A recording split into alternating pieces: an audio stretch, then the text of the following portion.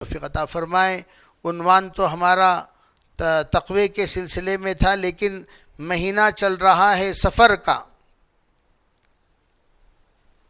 مہینہ جو چل رہا ہے وہ سفر کا مہینہ چل رہا ہے، اس لیے بات یہ ذہن میں آئی کہ سفر کے سلسلے میں کچھ باتیں آپ حضرات کے سامنے عرض کر دوں، تاکہ اس مہینے سے متعلق جو باتیں ہیں وہ مہینے کے شروع ہی میں عرض کر دی جائیں تو زیادہ بہتر بھی ہوگی، زیادہ اس سے فائدہ بھی ہوگا۔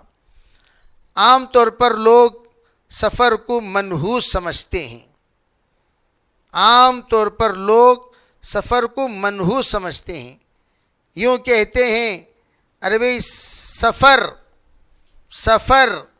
یا اس میں جو بھی کام شروع کیا جائے گا وہ ہو جائے گا صفر۔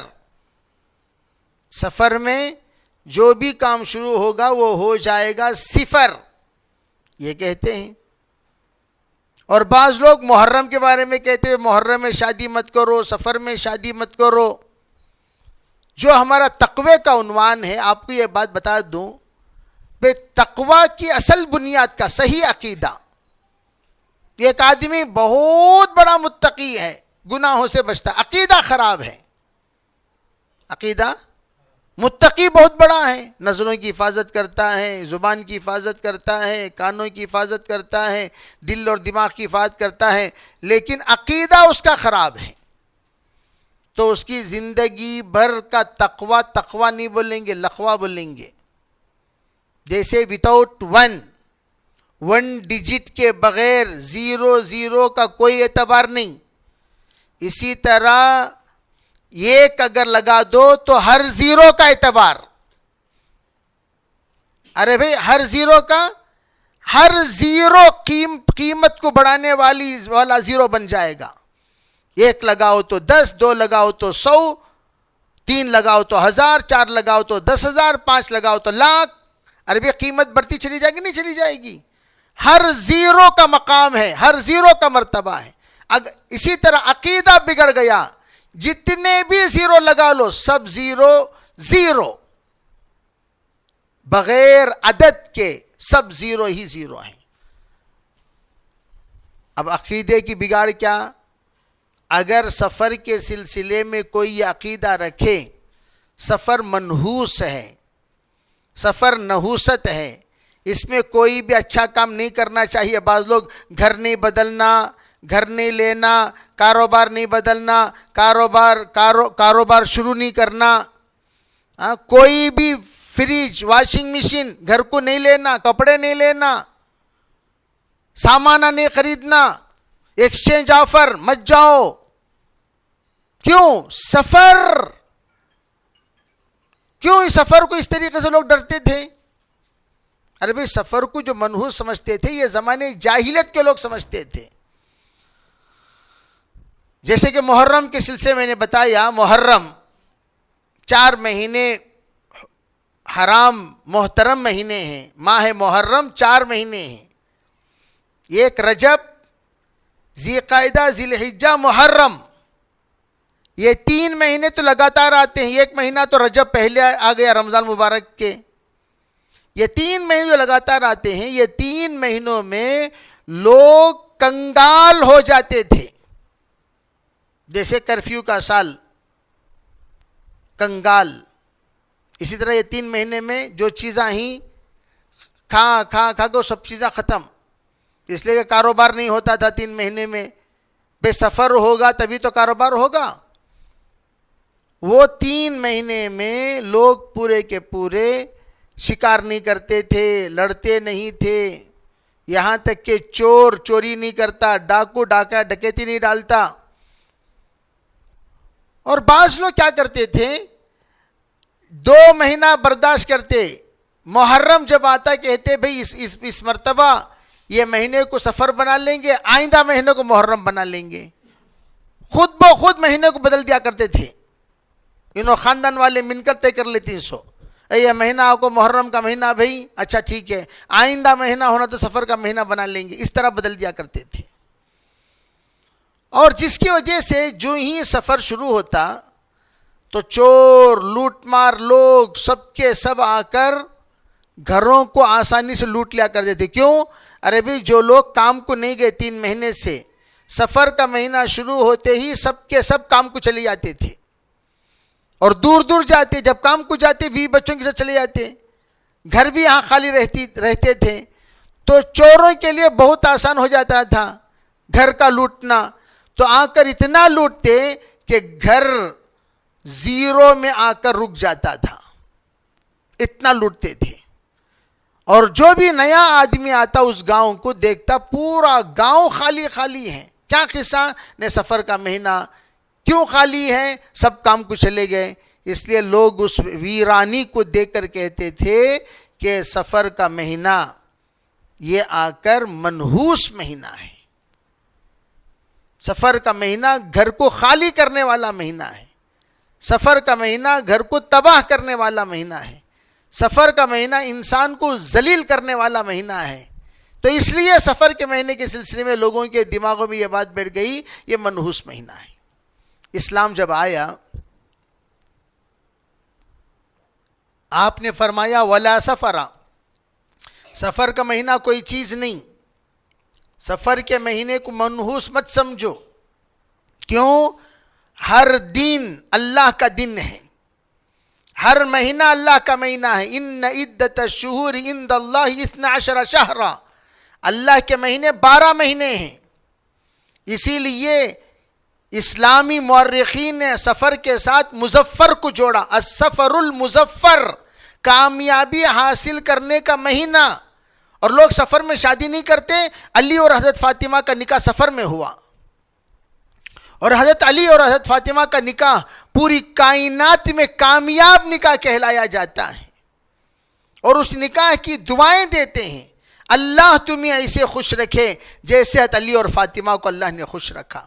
اللہ تمہیں ایسی اولاد دے جیسے علی اور فاطمہ کو اللہ نے اولاد دی.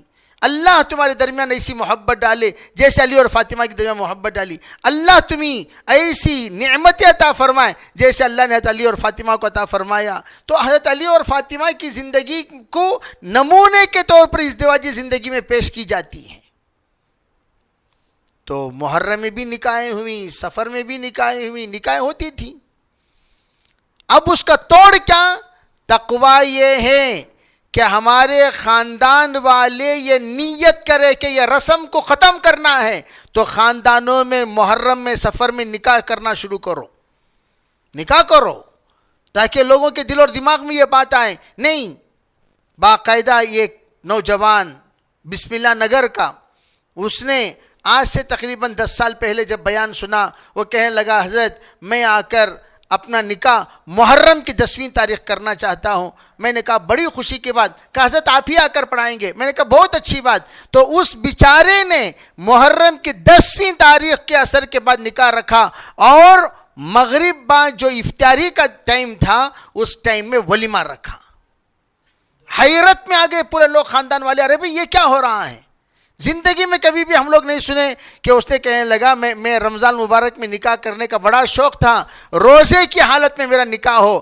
کوئی بھی دن نہیں ملا سوائے اس دن کے جس دن محرم میں ایک روزہ تو سب رکھتے ہیں، تمام مسلمان رکھتے ہیں، جتنے دیندار ہیں سب رکھتے ہیں. تو میں نے یہ سوچا کہ جب میرا نکاح ہو میں بھی روزے کے ساتھ رہوں، میری دلہن بھی روزے کے ساتھ رہے. تو نکاح کے دن دلہا دلہن روزے کے ساتھ، افطاری ان کے لیے ولیمہ بن گئی. تو الغرض میں یہ کہنا چاہتا ہوں یہ جذبہ، تو یہ سفر کو منحوس سمجھنا، یہ منحوس لوگ منحوس سمجھتے ہیں. ہمیشہ یاد رکھو، منحوس جو سب سے بڑا ہوگا وہ ہر چیز کو کیا سمجھے گا؟ منحوس. اور منحوس سمجھنے والا سب سے بڑا منحوس ہوتا ہے خاندان میں. سب سے بڑا منحوس وہی ہوتا ہے. اسی لیے عمل سے آدمی کی عزت اور ذلت ہوتی ہے. اعمالکم امالکم، جیسے ہمارے اعمال ہوں گے ویسے ہمارے اوپر اللہ کے احکام ہوں گے، اللہ کے فیصلے ہوں گے. اس لیے اعمال کو پہلے درست کرنا ہے، اعمال کو پہلے سیدھے کرنا ہے. اعمال سدھر گئے تو سب سدھر گئے. ورنہ سفر المظفر میں یہ عقائد کے ساتھ اگر جئیں گے تو پھر عقیدہ ہمارے بگڑے ہوئے عقیدے کا اثر ہمارے نسلوں میں جاتی رہے گی. اس لیے خصوصاً خواتین اس بات کا خیال رکھیں. اللہ کے رسول علیہ الصلوۃ والسلام نے حدیث قدسی بیان فرمائی. اللہ کے رسول اللہ نے فرمایا لا تسبوا الدہر وانا الدہر کلہ اقلب اللیل والنہار. اے لوگو زمانے کو گالی مت دو، میں پورا زمانہ ہوں، رات اور دن کی گردش میرے ذریعے سے ہوا کرتے ہیں. فرمایا کوئی دن منحوس نہیں، کوئی رات منحوس نہیں، کوئی گھڑی منحوس نہیں، منحوس انسان کے اعمال سے ہوتی ہے. نحوست تو کوئی چیز ہے ہی نہیں، نحوست کوئی چیز ہے نہیں. میں ہمیشہ کہا کرتا ہوں کہ وہ حدیث یاد کرو، اللہ کے رسول نے فرمایا اگر نحوست ہوتی تو 3 چیزوں میں ہوتی، ایک گھر میں، ایک عورت میں، ایک سواری میں. اللہ کے رسول علیہ السلام نے ارشاد فرمایا کہ گھر میں یا تو سواری میں یا تو عورت میں، جب یہاں نحوست نہیں ہے تو نحوست کہیں بھی نہیں ہے.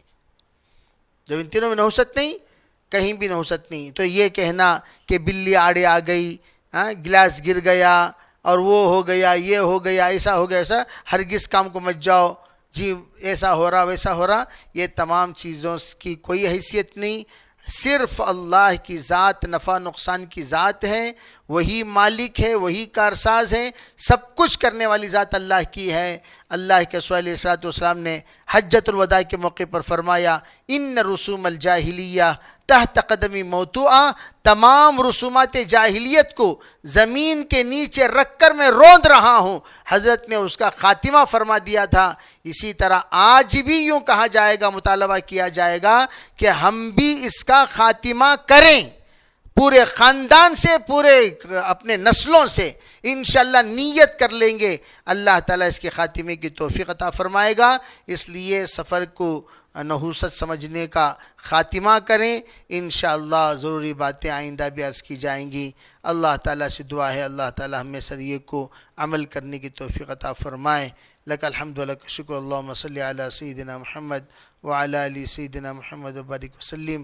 اللہم تقبل منا ما کان صالحا وصحنا ما کان فاسدا. رب اغفر ورحم وتجاوز ما تعلم انک انت العز الاکرم. سبحان ربک رب العزة عما یصفون وسلام علی المرسلین والحمد للہ رب العالمین.